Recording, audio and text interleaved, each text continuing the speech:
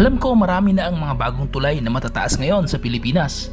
Pero kapag tinitingnan ko sa Google, itong Agas-Agas Bridge pa rin ang sinasabing pinakamataas na tulay na nasa lupa.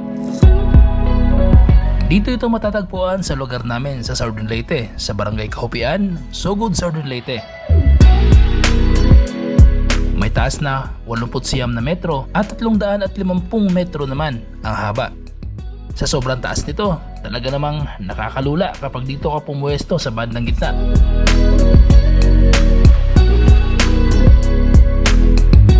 Madalas, foggy ang lugar na ito, lalo na kapag gabi.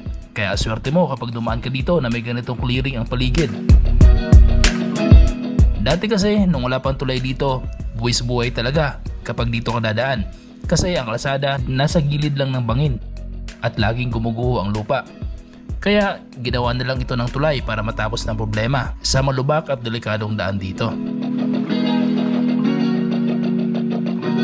Taong 2009 nang matapos gawin ang tulay na to. Kapag taga Panaon Island ka at pupunta ka ng Tacloban, ito kasi ang pinakamalapit na daan. Kaya naman malaking pakinabang ang tulay na ito sa pagpapabilis ng biyahe dito sa amin.